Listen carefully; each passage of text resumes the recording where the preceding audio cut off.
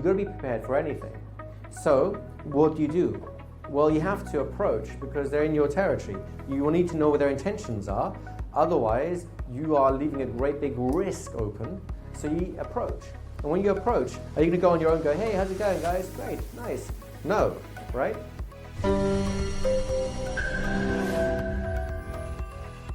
So there are 5 phases to a conversation that I'd like to kind of pull out for you. We're going to just focus on the first 2 stages before we get into the other stuff, all right? We'll be uncovering this formula as we go along.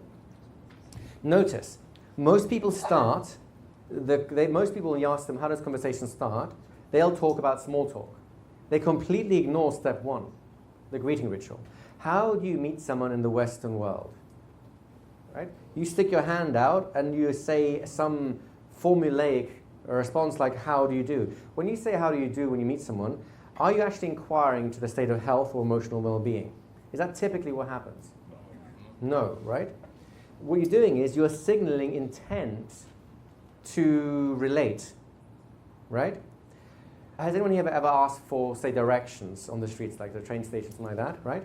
When you ask for directions, do you stick your hand out and say, how do you do? My name is so-and-so. What's your name? Oh, it's very nice to meet you. By the way, do you happen to know where the railway station is? Do you do that? Why? What's different about that context?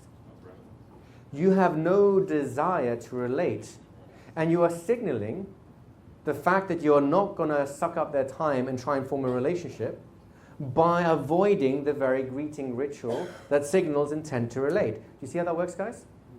But then here's the interesting thing. As society's developed, we now have a greeting ritual that signals lack of intent to prove what your intentions are. What is it you do when you ask ask for directions? Excuse me, I'm sorry to bother you. But whatever your request is, you cut straight to the chase, right?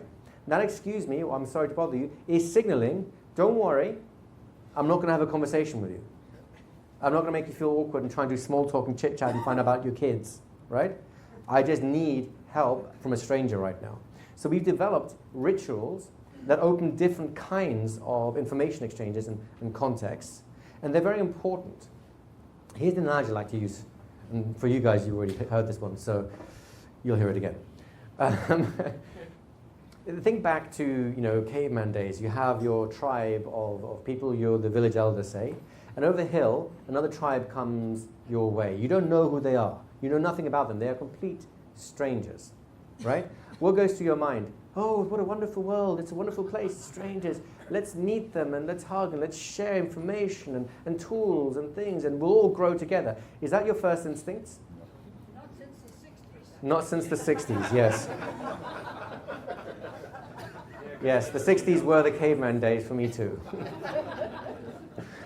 So what is it that goes through your mind? It's a sense of, what is this? Is this friend or is this a foe? Is this something where we're going to gain by trade? Or is this the kind of tribe that likes to take through war, right? You've got to be prepared for anything.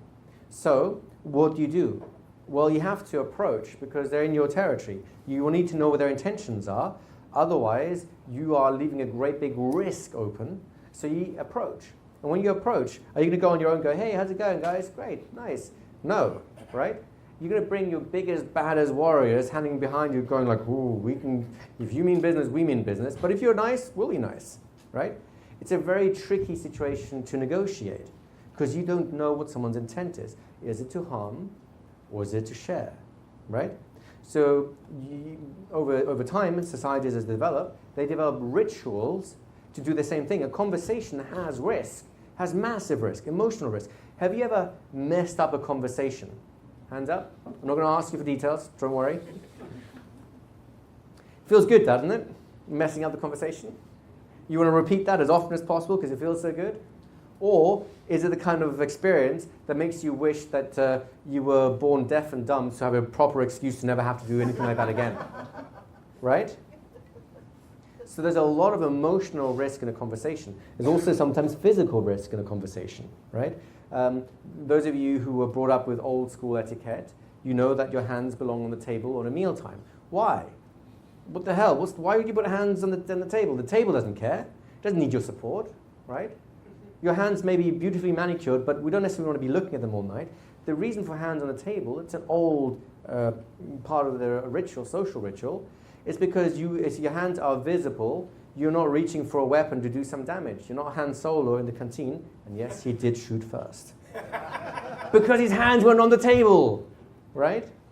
Do you see that there are risks? Now, as society has evolved, our risks tend to be more emotional, social risks, status and emotions, versus physical risks, because you tend to find environments that aren't physically risky. If you go to the baddest dive bar and start conversations there, physical risk will be inherent there too, right? But I'm guessing you don't hang out in those kind of places, in which case you tend to already negotiate out of physical risk, but you still have emotional risk whenever you start a conversation.